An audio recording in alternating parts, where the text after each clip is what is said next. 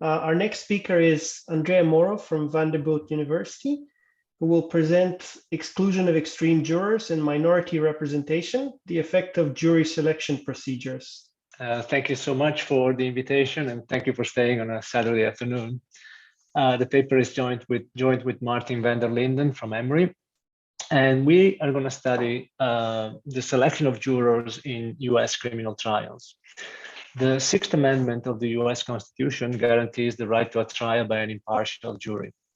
And this right, one way at least that this right is satisfied is by giving the defense and the plaintiff the right to exercise peremptory challenges, which are challenges to dismiss jurors without a stated reason. Although they cannot use simply race or gender, but they don't have to provide any reason. So this is actually kind of hard to enforce. And what we do, we study two types of procedures that are discussed and that are used in practice. Struck procedures are procedures that present all prospective jurors to the parties who can interview the jurors in a process called voir dire. And in struck procedure, the jurors are presented before the parties can exercise their challenges. Under struck and replace procedures instead, jurors are presented one by one or in small group, but in principle, they can be presented one by one, forcing the parties to make challenge decisions without information about jurors to be presented next. And there's an active debate in the legal scholarship about the ability of either system to either exclude jurors with extremes of partiality, which seems to be one of the reasons behind the constitutional norm. And the other goal in the legal scholarship that the procedures should satisfy is to guarantee group representation. So the legal scholarship debates between these two goals. And so in this paper, we're going to compare these two types of procedures in terms of these two goals, the exclusion of extremes and the group representation. We're going to perform a qualitative analytical comparison by proving some limit results in theory. We're going to use some simulations to assess the size of the effects and to understand when limit results start to bite. And in work in progress, we're trying to estimate model parameters with data to assess the potential impact of procedural reform. And to give you a sense of how we think about this problem, I'm going to just describe the model, which we draw from a literature that dates back to the 70s. In the model, there's a jury of J jurors to be formed. The defense and the plaintiff are allowed a number of challenges. And so they start off with a panel of potential jurors, which is the number of jurors to be seated plus the number of challenges that the parties have. And each juror from group G draws a conviction probability from some distribution which we allow to be different by group. And this conviction probability is initially unobserved by the two parties. And the goal of the parties is to either minimize, that's the defense wants to minimize, the prosecution wants to maximize the probability of conviction, which we assume to be the product of the conviction probabilities of all the jurors. So we assume that unanimity is required, which is true in most jurisdictions, not all though. And also we sort of ignore what happens during jury deliberations. Again, we follow the literature here, so that is sort of a black box, and it's one of the limitations of the theory here. And under the two procedures, the struck procedure, defense and prosecution will observe the conviction probability of everyone in the jury pool before they make all the challenges, and the unchallenged jurors will form the effective jury. Under the strike and replace, parties observe the conviction probability of one member at a time. The juror is seated if no one challenges, and the process continues until all jurors are seated. The equilibrium strategies are quite simple under the struck procedures. All jurors are observed at once before the choice, so the defense will challenge the most extreme jurors in favor of conviction. The prosecutor will challenge the jurors with the lowest probability of convicting, and the jurors in the middle of the distributions will be seated. The strike and replace has a more interesting structure because there's this dynamic process of trying to guess who comes up next. And so this is a problem which has been solved in the past. you can define a recursive structure, and essentially the optimal equilibrium strategy is defined by thresholds, one for the prosecution and one for the defense in any subgame. A subgame is defined by the number of jurors left to be selected and the number of challenges left by the two parties. And so depending on the subgame, there's going to be different thresholds. The prosecution challenges, obviously, those who are below that threshold, and the defense will challenge people who are above the threshold. So I'm going to give you, in the interest of time, I'm going to give you a summary of the main theoretical results without showing you much of the algebra. In terms of the exclusion of extremes, we need first to define what we mean by extreme. And we define an extreme juror, a juror below, with a conviction probability below or above an arbitrary threshold. And under this definition, we prove that struck is more likely to exclude extreme jurors than strike and replace, in the limit as the threshold to define somebody as extreme converges to the edges of the domain of the distribution.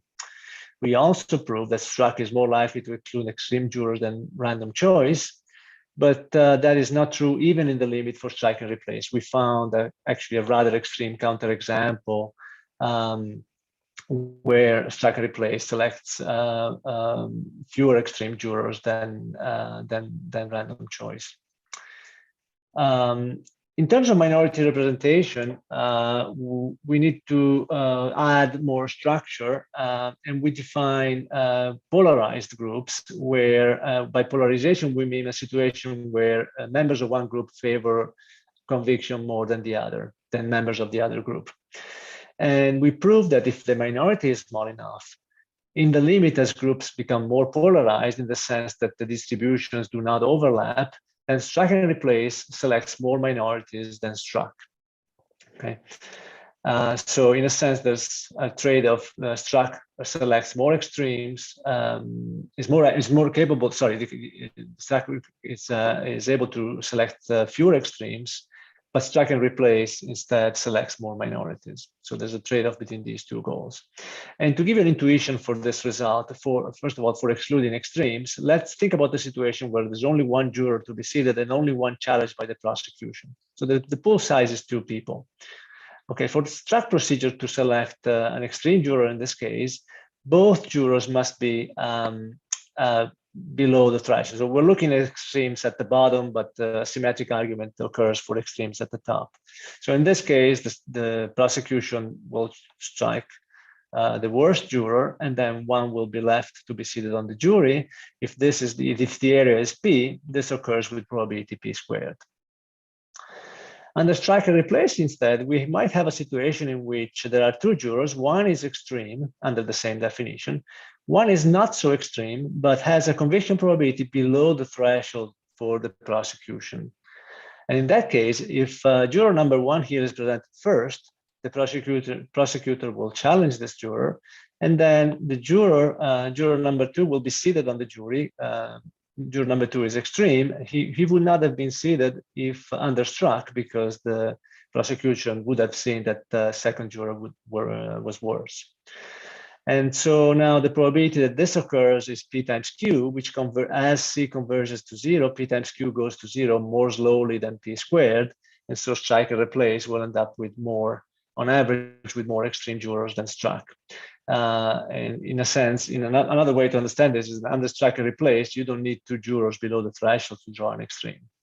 Okay, you just need to have to run out. Essentially, you need to run out of challenges, and then at the end, a very extreme juror may appear.